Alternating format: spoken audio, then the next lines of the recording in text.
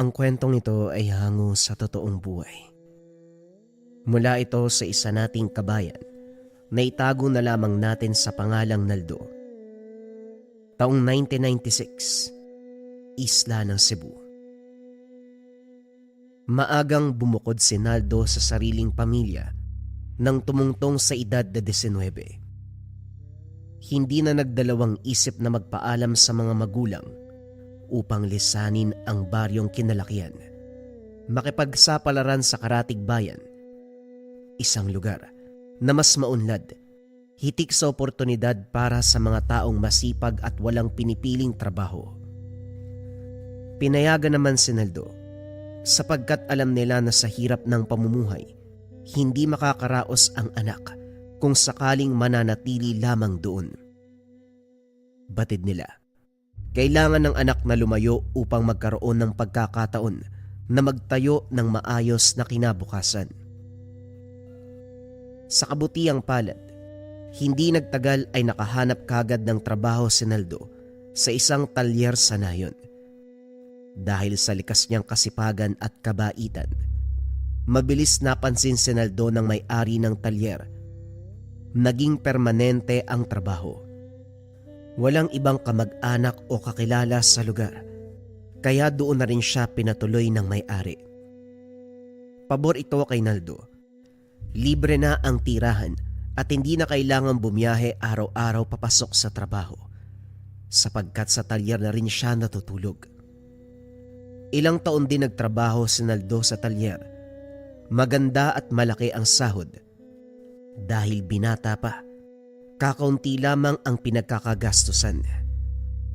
Paminsan-minsan kapag wala gaanong trabaho, gumagala siya sa bayan upang mamasyal at mas makilala pa ang lugar. Tuwing tanghalian, bumibili lamang ng pagkain sa karenderya sa tabi ng talyer. Halos araw-araw, doon na kumakain si Naldo. Napalapit ang loob niya sa isang trabahadora na tawagin na lamang natin sa pangalang Merla. Si Merla ang palaging nagsisilbi kay Naldo tuwing kakain sa karenderya. May itsura ang dalaga. Maputi, maamo ang muka, at may likas sa kabaitan, bagamat mahiyain sa iba. Napapansin ni Naldo na kapag siya ang kaharap, palaging nakangiti si Merla at tila may kakaibang lambing sa kilos at pananalita. Dito siya napaisip na maaaring may lihim na pagtingin ang dalaga sa kanya. Si Naldo ay may itsura din. Moreno at matangos ang ilong. Matipuno ang pangangatawan dahil sanay sa mabigat na gawain. Gayunpaman, wala siyang interes kay Merla. Hindi niya ito tipo, at higit sa lahat, wala pa sa plano ang magkanobya. Mas nais niyang sulitin ang pagiging binata, trabaho, gala, paminsan-minsan, pagbili ng mga bagong gamit para sa sarili. Kontento na siya sa ganung buhay. Isang araw bandang tanghali, pumunta si Naldo sa karenderya upang bumili ng pagkain. Habang nakaupo at nag-aantay ng order, napansin niya ang dalawang lalaki na panay ang tingin kay Merla. Alam ni Naldo na dayo ang mga ito sapagkat araw-araw siyang kumakain sa lugar. Kabisado na ang mga parokyano. "O Naldo, ito na yung adobong atay ng manok. 3 kanin saka soft drinks, tama ba?" Dapat 4 yung kanin. Kulang yung 3, no? Marami kaming inayos sa talyer. Napagod ako. Pabirong wika ni Naldo. Ngumiti ang dalaga at kinuha ang dagdag na kanin at inumin. Habang kumakain si Naldo, pasulyap-sulyap siya sa dalawang lalaki. May hindi magandang pakiramdam ang bumabalot sa binata. Halatang may masamang balak ang mga dayo. Matapos kumain, kagad siyang bumalik sa talyer. Bandang 4:00 ng hapon, hindi pa rin mawala sa isip nito ang dalawang weirdong lalaki. Pakiramdam niya, may kaugnayan ang mga ito sa mga aswang. Si Naldo ay nagbula sa angkan ng mga manggagamot. Ang ama ay isang kilala at kinakatakutang antingero. Hindi basta-basta at ayon pa sa mga kwento. Sinasabing ang isa nitong ngipin ay mutya. Hinango raw mula sa ngipin ng kalabaw. At sa loob ng katawan nito, nakabaon ang marami pang batong mutya na pinagmumula ng pambihirang lakas. Bago pa man kinilala bilang manggagamot ang ama ni Naldo, isa itong kapgu. Biyasa sa mga lihim ng daigdig na hindi nakikita. Hindi lamang sa pisikal na susukat ang kapangyarihan, marami na itong napatumba.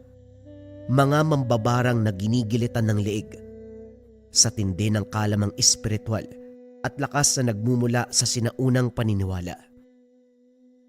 Nang makapagtapos si Naldo sa elementarya, hindi na nagpatuloy sa pag-aaral. Sa halip sumama ito sa ama sa bukid at doon unti-unting nahubog ang pagkatao. Malaki ang naging impluwensya nito sa kanya sapagkat habang nagtatrabaho sila, sinimulan ding turuan ng ama sa mga lihim na karunungan na minana pa sa angkan.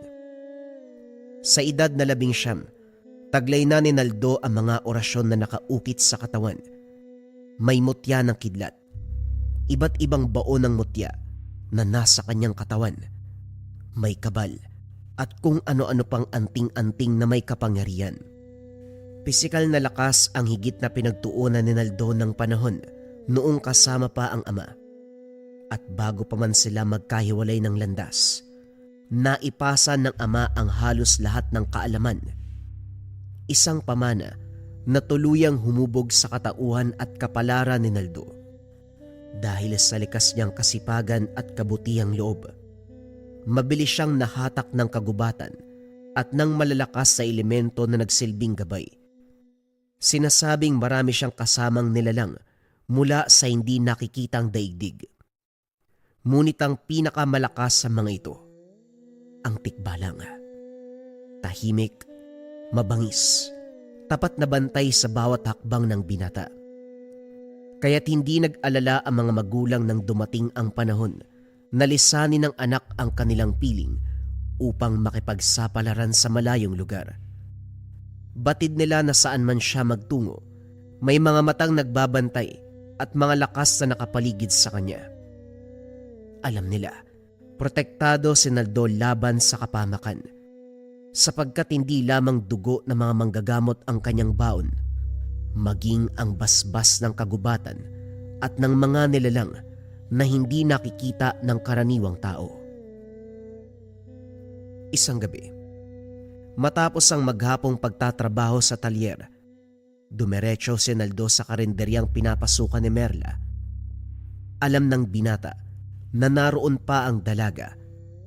9:00 na ng gabi bago magsara ang tindahan. Marami pang kumakain ng mga oras na yun. Habang inaantay ang hapunan, napansin ni Naldo na tila aligaga si Merla. Hindi mapakali, parang may mabigat na dinadala. Gayon pa man ipinagpatuloy ni Naldo ang pagkain, hindi muna pinansin ang kakaibang bagay. Nang pumatak na ang 9:00, marahang nilapitan ni Naldo ang dalaga. Merla, uwi ka na ba? Sabay na tayo. May pupuntahan ako doon malapit sa inyo eh. Magsasara pa kami ng tindahan. Baka matagalan pa ako. Sige lang, ayos lang. Antay na lang kita, nakakabagot kasi maglakad mag-isa eh. Pag-alis ng dalaga, napasimangot si Naldo. Kakaibang amoy. Hindi niya maipaliwanag. Teka, iba yung amoy ah. Napakabaho, mga walang ya talaga. Minarka na si Merla. Ayos din yung mga aswang na to kung sino-sino yung binibiktima. Biglang nagsalita ang gabay sa isipan. Kahit kailan, mahina ang utak mo. Malakas ka nga at mabilis. Pero kung anong lakas mo, ganon din kahina ang utak mo. Grabe ka naman makapanglait. Bakit? Ano bang ginawa kong mali? Buntis ang dalaga. Ha? Paano nangyari yun? Wala namang nobyo si Merla. Ako nga yata yung gusto niyan eh. Hindi na sumagot pa ang tikbalang sapagkat papalapit na muli ang dalaga. Nang tuluyang magsara ang karinderya, kagad naglakad ang dalawa patungo sa bahay ni Merla. Habang naglalakad sa dilim na daanan, pilit inuunawa ni Naldo ang mga salitang binitawan ng gabay. Hindi maiproseso kung paanong nangyaring buntis ang dalaga, lalo na't wala itong kilalang kasintahan. Ang tanong ay patuloy na gumugulo sa kanyang isipan, kasabay ng unti-unting pagbigat ng hangin na tila may dalang masamang pangitain.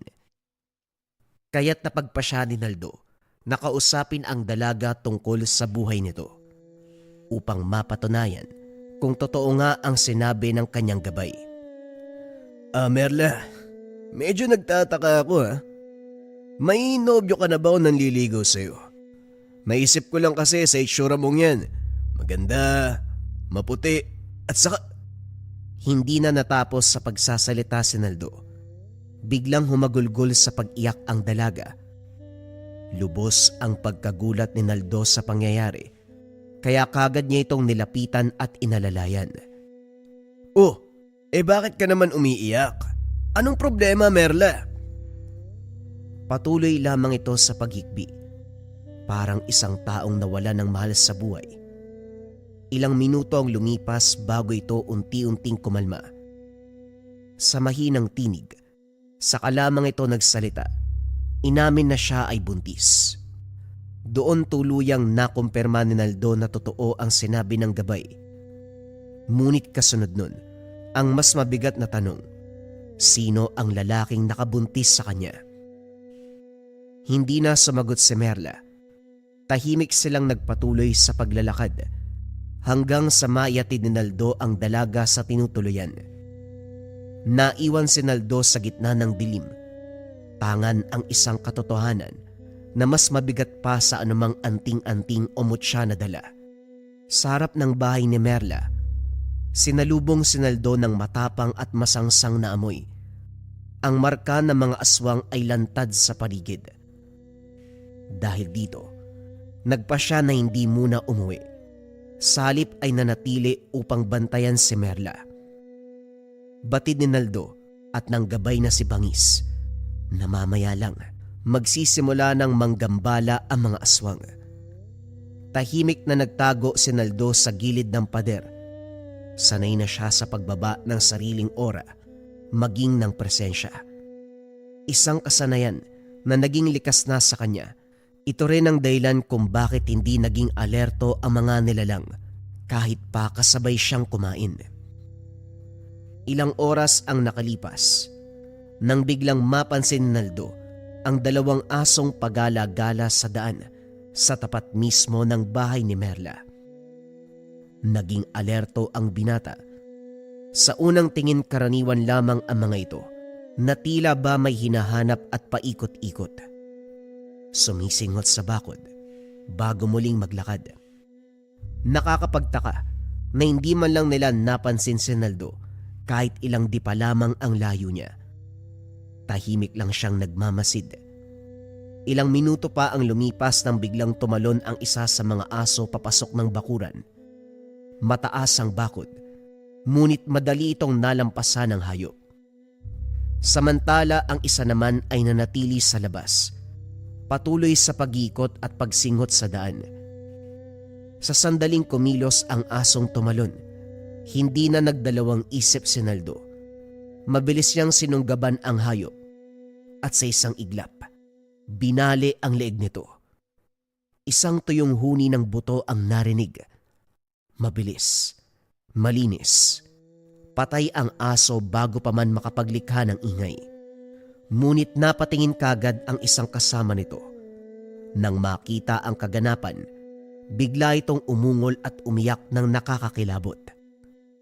Hindi na nagaksaya ng oras si Naldo. Binuhat niya ang patay na aso at tumakbo. Pagkatalon ng natitirang aso palabas ng bakuran, sinalubong ito ng isang napakalakas na sipa sa ulo. Isang dambuhalang paa ang tumama, dahilan upang mawasak ang bungo. Kumalat ang utak sa lupa. Hindi na ito nakagalaw pa. Grabe ka naman, bangis, talagang dinurog mo talaga ha? Sa likod, may isa pa. Nagulat si Naldo. Agad siyang lumingon upang hanapin ang sinasabing natitirang aswang. Ngunit nakita na lamang na tumatakbo na ito palayo. Kagad naglaho sa dilim. Hayaan mo na. Siguradong hindi na yan babalik dito. Isang malaking pagkakamali ang hayaang makatakas ang kalaban. Ito ay maglilikha ng mas malaking problema. Wala yan. Kahit buong angkan pa ng aswang ang tawagin niya, wala silang magagawa. Hindi na sumagot si Bangis. Tahimik na lang niligpit ang dalawang pinatay na aswang. Kinabukasan bumalik sa normal ang lahat. Tuluyan nang naalis si Naldo ang marka ng aswang kay Merla. Ilang gabi niyang binalikan ang tinutuluyan nito upang masiguradong wala ng banta. Patuloy ding sinusubukan ni Naldo na kausapin si Merla tungkol sa lalaking nakabuntis sa kanya. Ngunit nanatiling tikom ang bibig ng kaibigan. Hanggang isang gabi, habang nagbabantay si Naldo sa labas ng bahay, biglang may lumabas na tumatakbo at umiiyak. Kagad niyang nakilala kung sino ito. Walang iba kung hindi si Merla. Mabilis itong nilapitan at inalalayan ni Naldo. Akala niya'y napasok ng aswang ang bahay at nakalusot sa kanilang pagbabantay. Ngunit wala siyang maramdaman kahit katiting na presensya ng mga nilalang. Merla, anong nangyari? Bago pa man ito makasagot, may isa pang lumabas mula sa pintuan, ang amo ng dalaga. Galit na galit itong papalapit sa dalawa, kaya kagad humarang si Naldo. Minura siya ng lalaki. Tinanong kung sino siya at bakit nangingialam.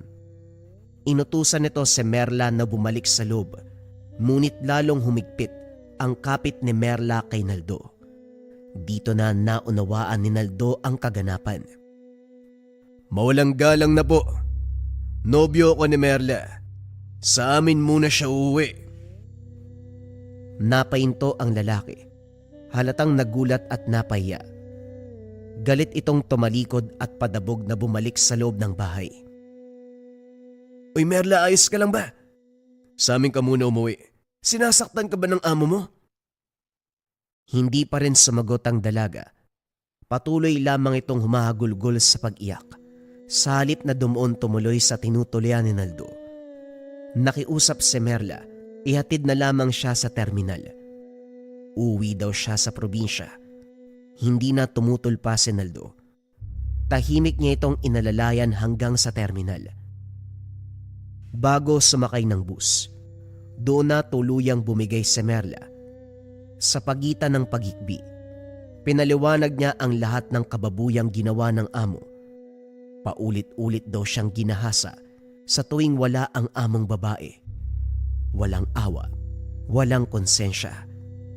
Sa bahay mismo ng mga amo nagtatrabaho si Merla. Sa umaga tumutulong siya sa karenderya. Pagsapit ng hapon at gabi, siya naman ang katulong sa loob ng bahay. Malaki ang pasahod, kaya tiniis niya ang pagod at hirap. Ngunit habang tumatagal, napapansin niya na may kakaiba ng tingin ang among lalaki. Mga titig na hindi maipaliwanag. Mga kilos na unti-unting lumalampas sa hangganan. Hanggang isang araw, pinapasok siya ng lalaki sa kwarto. Doon nagsimula ang paulit-ulit na pang-aabuso. Walang magawa si Merla kung hindi manahimik at magtiis. Hanggang sa ang lahat ng kababuyang iyon ay nagbunga, ang batang dinadala ngayon sa sinapupunan. Noong gabing yun, naglakas loob si Merla na tumakas. Muli kasing pumasok ang amo sa kanyang kwarto, dala ang parehong masamang balak. Sa takot at depresyon, tumakbo siya palabas ng bahay. Ito ang gabi na nakita siya ni Naldo. 3 buwan nang buntis si Merla. Nitong nakaraang linggo lamang nalaman ang kalagayan nang mapansin ito ng isang matandang kapitbahay. Diretsang sinabi na siya ay nagdadalang tao. At kinabukasan nun, Maagang nagtungo si Merla sa klinika upang magpatingin at tuluyang nakumpirma. Positibo ang resulta. Isa pa sa mga matinding kinakatakutan ni Merla, ang gabi-gabing pagkaluskos sa labas ng bintana. Dahil galing siya sa isang liblib na baryo, malalim ang paniniwala sa mga aswang. Kaya nagpa siya na umuwi muna ng probinsya. Umaasang doon, magiging ligtas siya, malayo sa bangungot na sinapit. Halos sumabog ang ulo ni Naldo sa gulat at galit nang marinig ang lahat. Hindi niya naisip na ganun kalalim ang sugat na dinadala ni Merla, pisikal man o emosyonal. Kaya minabuti na lamang pauwiin ang dalaga sa kanilang lugar upang tuluyan na itong makalayo sa masalimuot na karanasan na sinapit sa pakikipagsapalaran sa syudad. Matapos mayatid si Merla sa sasakyan, kaagad namang umuwi si Naldo sa talyer upang magpahinga. Kinabukasan ipinagpatuloy ang araw-araw na buhay na para bang walang nangyari. Ngunit makalipas ang ilang araw, unti-unting napansin ng mga katrabaho, maging ng amo, na tila may mali kay Naldo. Nangihina ang kanyang katawan, mabilis mapagod at parang unti-unting nauubos ang lakas.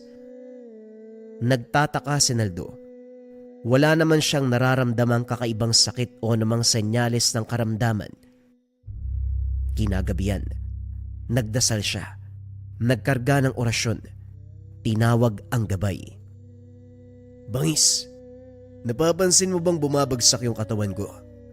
Marami nang pumupuna sa akin eh. Wala naman ako nararamdamang kakaiba. Barang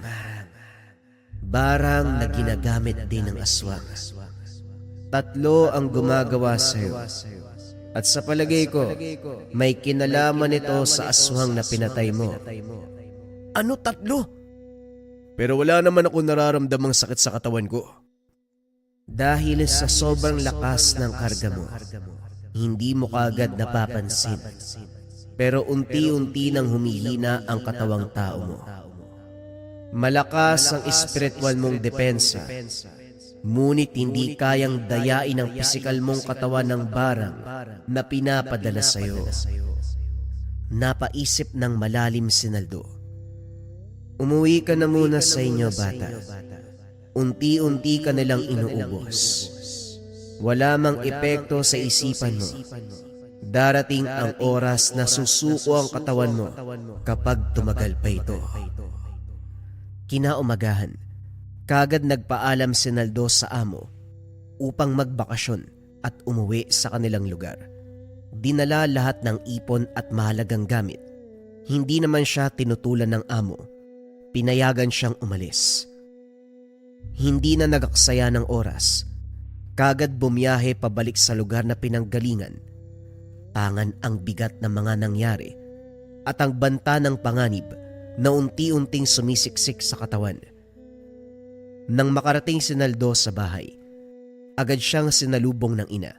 Maigpit ang yakap nilang dalawa. Puno ng pananabik at pananahimik na matagal nang naipon sa ilang taon na hindi sila nagkita. Kitang-kita ang tuwa sa mukha ng ina, kahit may bahid ng pag-aalala ang mga mata nito. "O anak, bakit parang pumapayat ka? Nahihirapan ka ba sa trabaho mo doon? O baka naman, hindi ka kumakain ng tama?" Ngumiti lamang si Naldo. Pilit tinatakpan ang panghihina. Sa halip na sumagot, tinanong niya kung nasaan ang ama. Sinabi ng ina na nasa loob ito ng bahay at nagdarasal. Kagad siyang pumasok at dumiretso sa kwarto ng ama. Pagbukas pa lang ng pintuan, sinalubong na siya ng malamig, ngunit pamilyar na tinig. "May barang ka, anak. Ilang araw na yan at bakit ngayon ka lang umuwi? Kung hindi dahil sa lakas ng karga mo at proteksyon ng gabay, noong nakaraan ka pa sana pinaglalamayan. Sa susunod, matuto ka namang makiramdam sa mga nangyayari sa katawan mo." Napayuko si Naldo Hindi na nagulat. Hindi na bago na alam na ng ama ang lahat kahit wala pa siyang sinasabi. Tahimik na tinanggap ni Naldo ang pagkakamali. Napatingin siya sa gilid ng kwarto at biglang nanlaki ang mga mata. Nakita niya ang baul at mga kagamitan na matagal nang nakatago. Mga anting-anting, sandata at gamit na bihirang ilabas ng ama. Parang isa itong mandirigma, naghahanda sa digmaan. Alam na ni Naldo na inilalabas lamang ito ng ama kapag meron silang makakabangga na tunay na malalakas sa kalaban. Oo, malakas ang ama ni Naldo. Maraming mutya, malawak ang kaalaman. Ngunit alam din niya na sa mundong ginagalawan nila, laging merong mas malakas. Mamayang gabi, uubusin natin sila. Maghanda ka, anak. Kitang-kita ni Naldo ang bagsik sa mga mata ng ama. Hindi galit, kundi malamig at tiyak ang pagpapasya. Tumango siya sa katahimik na lumabas ng kwarto. Kinagabihan kagad nilang hinanda ang lahat ng kakailanganin. Maliwanag ang buwan, tila saksi sa mangyayaring repuelta. Bago simula ng ama ang ritual, pinaupo niya si Naldo sa harapan sa loob ng kwarto. Maraming kandila ang sinindihan. Kinuha ng ama ang itim na aklat na matagal nang nakapatong sa higaan. May mga sinambit itong kataga. Ngayon lamang narinig ni Naldo sa buong buhay niya. Alam niya ang mga salitang yun. Hindi basta-basta. Ginagamit lamang ng mga taong may malalim na kaalaman sa lihim na karunungan ng kaliwa. Lumipas ang ilang oras bago tuluyang matapos ang ritual. Ramdam ni Naldo ang bigat na unti-unting umaalis sa katawan, kasabay ng malamig na hangin na tila dumadaan sa buong bahay. Malakas ang pinadalang barang sa'yo. Walang balak na buhayin ka. Kung hindi dahil sa gabay mo na tikbalang, siguro bangkay mo na lang yung dumating dito. Tay, alam niyo po ba kung sinong bumarang sa akin? Mga gabunan na may lahing mambabarang. Pero dahil sa lakas ng barang na ipinadala sa'yo, ang rebuelta nito, siguradong patay na silang lahat. Sa oras na ito, umiiyak na ang kanilang angkan. Nanahimik si Naldo.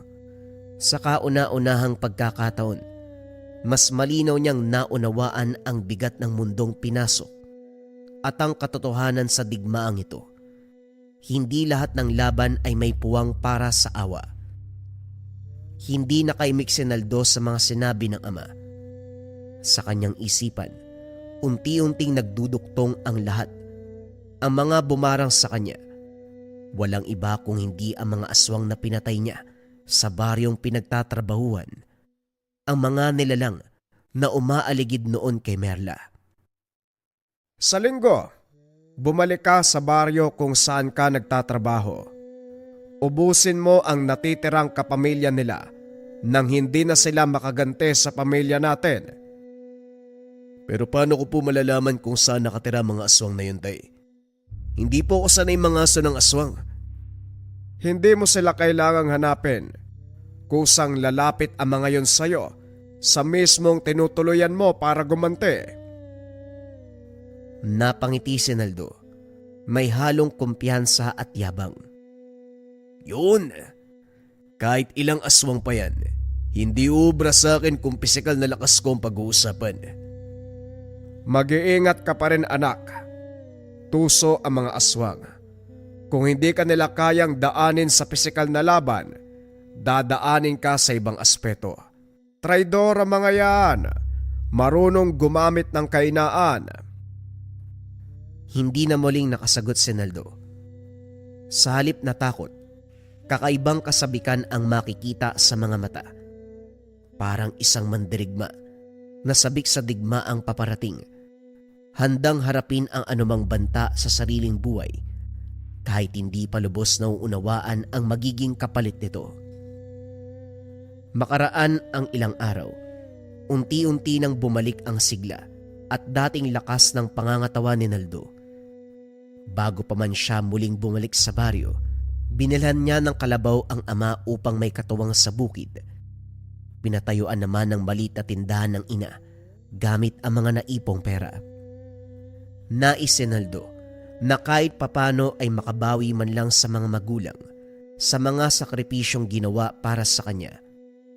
Labis ang tuwa ng mga magulang sa mga regalong binigay ni Naldo. Pagsapit ng linggo, kagad na bumalik si Naldo sa baryo upang magtrabaho muli at ipagpatuloy ang napagkasunduan nilang plano ng ama. Pagdating sa talyer, ikinatuwa ng amo ang maayos niyang kalagayan at ang pagbabalik ng dating sigla. Ilang araw ang lumipas na tila normal ang lahat. Nagtrabaho si Naldo na para bang walang banta sa kanyang buhay. Ngunit sa pagsapit ng dilim, palagi siyang naghahanda sa inaasahang pag-atake ng mga aswang na nagnanais gumante para sa mga nasawing kapamilya. Gayunpaman, tila hanggang pagpaparamdam lamang ang kanilang kaya. Gabi-gabi, may mga huning naririnig si Naldo sa labas ng talyer. Mahaba, malamig, nakakabagabag sa katahimikan ng gabi. Kapag hindi na matiis si Naldo ang mga kakaibang ingay at hindi na makatulog, lumalabas siya upang hamunin ang mga elementong nagmamasid sa dilim. Subalit sa kabila ng tapang at paghahanda, wala ni isa man ang nagpakita sa kanya. Nanatili silang nakatago, nagbabantay, nag-aantay ng tamang sandali. Habang tumatagal ang araw, mas lalong lumalala ang mga panggagambala ng mga aswang sa pagpapahinga ng binata. Meron ng mga bato na inahagis sa bubong tuwing hating gabi. Galit na itong si Naldo dahil hindi siya makapagpahinga ng maayos. Wala naman siyang magawa sa mga ito dahil sa hindi niya maaninag ang mga aswang tuwing lumalabas para hulihin. Mga duwag, kung gusto nyo magpatayan tayo, magpakita kayo. Napakarami nyo pero duwag kayong lahat. Nakarinig lang siya ng tawanan. Walang magawa ang binata kung hindi bumalik sa loob ng talyer, tiisin ang panggagambala ng mga aswang. Isang araw habang nagtatrabaho, kasama ang iba pang trabahante sa talyer. Pare, bakit parang nangangayayat ka na naman? Bumalik ba yung sakit mo? Hindi, wala do. Hindi lang ako masyadong nakatulog tuwing gabi. Ang ingay ng mga pusang naghaharutan sa bubong. Anak nang, baka kakaibang pusa ng mga yan. Malay natin, baka nga ibang pusa na talaga. Pero pare, seryoso ah. May nakwento nga sa akin yung pinsan ko sa probinsya. Ganon din sa kanila eh. Parang pinagtitripan sila ng mga aswang. Hindi sila pinapatulog sa gabi ng bubulabog. Mga buwisit talaga yan eh. Anong ginawa nila? Paano nila napalis sa mga aswang? Hindi lang nila pinalis, pinatay nila. Kasi kapag tinaboy lang, lilipas yung ilang araw, babalik na naman yung mga yan eh. Manggagambala na naman. Hindi nakasagot si Naldo sa sinabi ng kaibigan. Patuloy lang itong nakikinig sa mga kwento niya. Ang ginawa ng mga pinsan ko, imbis na sila ang mainis sa aswang, ang aswang mismo ang nainis sa kanila. Hanggang sa magalit ang mga ito at kusang lumabas. Ang hindi alam ng aswang, may mga bitag na nakapalibot sa bahay at sa pagkakataong magpakita, mauhuli kagad sila. Mapapatay sila, walang kahirap-hirap. Kagad nagliwanag ang mukha ni Naldo sa mga narinig. Sa isip nito, pwede niyang gawin ang ganong klaseng pamamaraan tuwing sasalakay uli ang mga aswang. Alam mo pare, yung mga aswang na yan, tao din yan. May puso at damdamin. Isa din sa mga kainaan nila kapag nagpapalit daw ng anyo eh. Naapektuhan yung utak nila. Nagiging sensitibo, mabilis uminit yung ulo kumpara kapag normal na tao.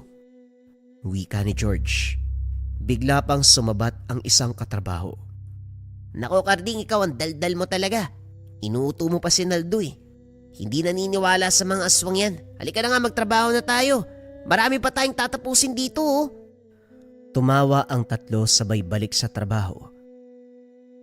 Pagsapit ng gabi habang nagpapahinga si Naldo, sabik din ito sa pagdating ng mga nanggagambala sa kanya dahil sa gustong subukan ang mga nalaman. Pagsapit ng 2:00 ng madaling araw, biglang may kung anong tunog mula sa bubungan ng talyer. Kagad namang lumabas si Naldo upang kumprontahin ang mga elemento. Hoy, talaga bang hindi kayo titigil? Tumawa ang mga nasa paligid. Ang iba ay nasa taas ng mga puno. Ngayon lang ako nakaengkwentro ng mga aswang na takot. Anong lahi kayo ng aswang? Parang kayo yung pinakamababang uri. Mga duwag. Muling may tumawa sa kapaligiran ni Naldo. Pinilit na pag-aralan ng maigi kung saan nanggagaling ang mga tunog. Nakakaya naman kayo. Hanggang tingin at pagmamasid lang ang kaya nyo. Hindi lang ba kayo naiya sa mga kapamilya nyong namatay? Akala ko ba ipaghihiganti nyo sila? Biglang may umangil at sumugod sa likod ng binata. Ngunit hindi pa man nakakalapit ang nilalang. Handa na ang binata sa mangyayari. Sinalubong ng aswang ang kamaon ni Naldo. Sapul ang muka at natumba ang aswang. Kagad namang tinapakan ni Naldo ang ulo nito. Umangil ang mga nilalang sa paligid. Ang iba ay umiyak pa. Oh, bakit parang iyak na naririnig ko? Kanina ang lalakas ang tawanan nyo ah. Sa huling salita na binigkas ng binata, sabay na tinapakan ng mariin ang ulo ng hawak na aswang. Wasak ang ulo. Nagkalat ang mga dugo at laman. Tumahimik ang kapaligiran ng ilang segundo. Sabay na nagsiangilan, nag-iyakan ang nakapalibot. Sobrang sakit sa pandinig ni Naldo ang mga huni na maririnig. Biglang may 2 aswang na bumulusok sa harapan. Ang isa ay payat. Kahit nasaan yung aswang, kitang-kita niya ang peklat nito sa muka na parabang tinaga ito. Yung isa naman ay malaki ang katawan. Nakatayo lang ito sa harapan niya. Tinitigan lang ni Naldo ang mga ito at nakiramdam. Pagsisisihan mong pagpaslang sa kapatid namin, sa nanay ko at sa iba pa naming kapamilya. Buhay ang kinuha mo, kaya yan din ang kukunin namin. At saka... Hindi pa natatapos sa pagsasalita ang aswang. Nasa harapan niya na si Naldo. Binigwasan ng suntok sa muka. Bago pa ito muling makatayo, bumuelo na naman si Naldo ng takbo patungo dito, kaso biglang nag-anyong pusa. Umangil ng malakas, kasabay ng mga iyakan sa paligid at biglang nawala sa dilim. Doon natapos ang unang gabi ng pagharap. Kinaumagahan habang abala sa pagtatrabaho sa talyer, may 2 lalaking dumating at tumingi ng tulong. Tumirik daw ang sinasakyang motorsiklo at kailangan ng agarang responde. Si George at Naldo ang kinikilala na pinakamahusay sa pagkukumpuni ng mga sirang motor, kaya sila ang inatasang pumunta. Walang pagdadalawang isip. Umalis ang 2 dala ang iilang kasangkapan. Pagdating sa lugar, kagad nilang sinuri ang motorsiklo. Masuring hinanap ang sanhi ng pagtirik. Hindi nagtagal ay natukoy din ang problema. Ngunit kapos ang dala nilang gamit upang maayos. Nagpasya si Naldo. Bumalik muna sa talyer upang kunin ang kinakailangang kagamitan. Ngunit bago pa man siya tuluyang umalis, biglang nagsalita si George. Pare, ako na lang yung babalik. May nakalimutan din akong kunin eh. Tumango si Naldo. Nagsende ng sigarilyo habang inaantay ang kaibigan. Mami, pwede bang makisindi? Paglingon ni Naldo sa lalaki, napansin ang peklat sa mukha nito. Eksaktong kahawig ng sugat nang nakita sa aswang nung gabi. Kung hindi ka namin madadaan sa laban ng mga aswang, dadaanin ka namin bilang tao. Biglang bumulwak ang dugo sa tagiliran ni Naldo. Nang mapatingin siya, nakita niya ang malaking lalaki na nakahawak sa kutsilyo, nakatutok sa kanyang tagiliran. Bumuelo pa ito ng isa pang saksak, pero mabilis nasalag ni Naldo ang kamay. Sa isang iglap tumilapon ang malaking lalaki. Tumalsik ng napakalakas. Wari sinipa ng isang dambuhalang nilalang na hindi man lang nakita ni Naldo. Salamat. Maraming salamat, kaibigan. Wika ni Naldo sa gabay na tikbalang. Sa laki ng pinsala ng saksak sa katawan, tumumba ito sa lupa habang hawak ang tagiliran. Tapos ka na ngayon. Pagtingin ni Naldo sa payat na lalaki, merong hawak na kutsilyo, sabay takbo ng mabilis patungo sa kanya.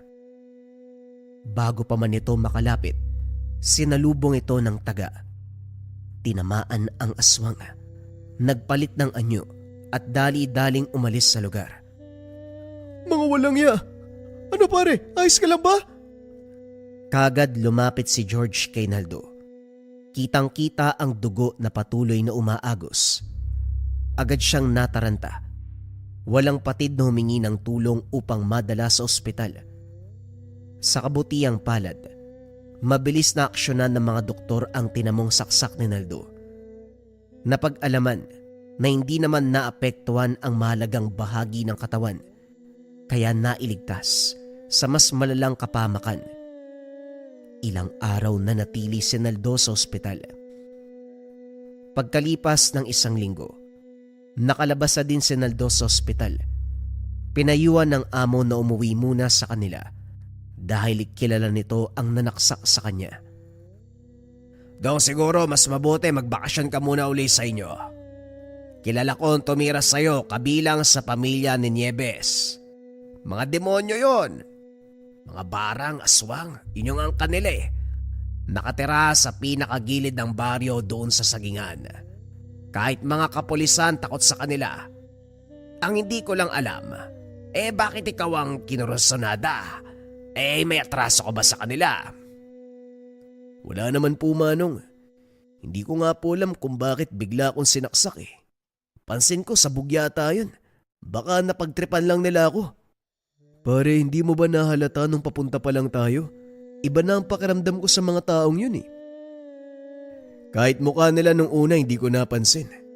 Nagmamadali kasi tayo tapos, alam mo naman, 1 linggo na akong wala sa maayos sa tulog, di ba? Hindi na gumagana ng maayos yung utak ko. Kaya nga ako nagpresentang bumalik sa talyer para kumuha ng gamit. Iba talaga yung pakiramdam ko sa kanila eh. Pasensya ka na, nahuli ako ha. Ano ka ba, nagpapasalamat nga ako sa'yo eh. Kung hindi ka dumating, malamang patay na sana ako. Tumawa ang tatlo. Hindi na nakasagot ang amo. Kahit pinipilit siya na bumalik muna sa probinsya, nanatili pa rin si Naldo sa talyer upang magtrabaho. Pagbalik sa talyer, hindi na pinalipas si Naldo ang oras. Nang lumubog ang araw, nagdasal ito at nagdagdag ng poder at karga. Kinuha ang mga tangan, napagpasya niya at akina ang lungga ng mga aswang. Naalala ni Naldo ang sinabi ng amo na nakatira ang angkan ng mga aswang sa lugar. Ilang beses na silang nakapunta sa nasabing lugar. 10:00 ng gabi nang pinunta ng lugar. Bago tuluyang pumasok, huminto siya sa isang tindahan. Pagmamay-ari ito ng isang kakilala. Otong, ba't naparito ka? Pinatawag ka ba ni Ben? Sa pagkakala ko wala namang sira yung motor namin. O teka, tatawagin ko lang. Ay wag na po, Aling Duday. Itatanong ko lang po sana kung saan po yung bahay ng pamilyang Nieves ba yun? Bakit may kailangan ka ba sa kanila? De bali iyo, diretsuhin mo lang yan tapos liko ka dun sa kaliwa. May makikita kang bahay na yari sa kahoy. Yan yung isang buong lugar. Sila yan lahat magkakapamilya. May ipapaayos ba sa'yo? Oo. Nakiusap po sa amo ko kaya pinuntahan ko na lang. O sige iho, pero ipapaalala ko lang mag-iingat ka doon ha. Huwag kang kumain o uminom ng kahit anong iaalok nila. Mga aswang ang mga yan Sige po Aling Duday, maraming salamat po. Pakisabi na lang po kay Mang Ben na dumaan ako. Kagad nagpaalam ang binata. Wala masyadong tao sa daan. Meron namang poste, pero ang iba ay hindi na gumagana. Habang naglalakad papunta sa lugar, nagsalita ang gabay. Ito na ang tamang oras upang ibigay sa iyo ang buong lakas. Teka, anong ibig mong sabihin? Huwag nang maraming tanong. Huwag kang magpigil. Munti ka nang mapatay nung nakaraan. Ngayon ubusin mo ang lahi nila. Wala kang ititira. Ako ang bahala sa'yo. Hindi maintindihan ni Naldo ang nararamdaman. Nagkaroon ng kakaibang puwersa. Nasabik sa digmaan. Halo-halo ang nararamdaman niya. Takot at pagkasabik. Gustong gantihan ang mga tusong aswang. Ilang minuto pa bago makarating sa lugar ng mga aswang, may nakasalubong itong isang binata. Noong papalapit na sa isa't isa, nagkatitigan ng dalawa. Habang naglalakad, nakumpirma ni Naldo na galing ito sa bahay ng mga aswang. Noong nagbanggaan ng dalawa, agad siyang nilikuran ni Naldo sabay bali sa leeg. Binunot ang punyal, sinaksak sa tagiliran ng ilang beses, sabay tapon sa gilid ng daan. Kagad nagpatuloy si Naldo patungo sa lungga ng mga aswang. Pagdating sa loob, napansin ni Naldo, maraming tao. Doon niya napagtanto na may patay sa lugar. Ngumiti ang binata sabay sipa sa bakod. Lahat ng tao ay nagulat at biglang napatingin sa kanya. Nakumpirma ng binata, aswang ang lahat ng naroon. Nakita niya din ang dalawang lalaki na nakainkwentro nung nakaraan. Gulat ang dalawa kay Naldo. May naglakad mula sa pintuan ng bahay, palabas patungo kay Naldo. Isang makisig na lalaki. Masyado kang matapang iho. Bakit ka nang gugulo? Nanggugulo. Huwag ka nang magmaang-maangan, halimaw. Ikaw ba ang gabunan dito? Hinahamon kita sa isang duelo. Anong kabaliwan ang sinasabi mo? Biglang lumapit ang lalaki may peklat sa kausap niya. May binulong. Dito biglang nag-iba ang timpla ng mukha ng gabunan. Magbabayad ka. Ikaw ang pumaslang sa pamangkin at asawa ko. Nagpalit ito ng anyo. Lahat ng mga tao sa lugar ay nagpalit na ng itsura. Papatayin kita. Hindi ka makakalabas ng buhay dito. Sumugod na ang gabunan kay Naldo. Nagbuno ang dalawa at ang ibang aswang ay nanonood lang sa kanila. Umaangil, tumatawa. Walang tigil ang pagkalmot ng gabunan na para bang baliw at sabik na patayin si Naldo. Ngunit sa hindi maipaliwanag na dahilan, kahit isang sugat wala si Naldo. Bumuelo ng napakalakas ang binata, sabay suntok sa tagiliran ng gabunan. Napangiwi ito, sabay atras ngunit hindi nagpatalo. Gumante ng suntok, hanggang sa biglang sumulpot ang payat na aswang na may peklat sa muka. Inatake si Naldo mula sa likod, bumuelo ng napakalakas na kalmot. Kaso nga lang nagulat ang lahat dahil hindi tinatabla ng binata. Kagad namang inihipan ni Naldo ang kaliwang kamay. Binigwasan ng napakalakas sa suntok ang isang aswang. Sumabog ang ulo nito dahil sa lakas ng puwersa. Tumahimik ang lahat sa nangyari. Hindi uubra mga ginagawa nyo, mga ulupong! Umangil ng napakalakas ang gabunan. Muling umatake. Sa pagkakataong ito, naramdaman ng binata ang hapdi mula sa kalmot ng gabunan.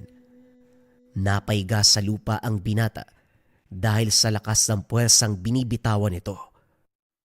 Sa bandang kaliwa. Tignan mo. Mabilis na lumingon si Naldo sa kaliwang bahagi. Doon niya nakita ang tatlong bruha. Lahat sila ay sabay-sabay na nag-uusal. Binabasag nila ang kabal mo. Maganda ka.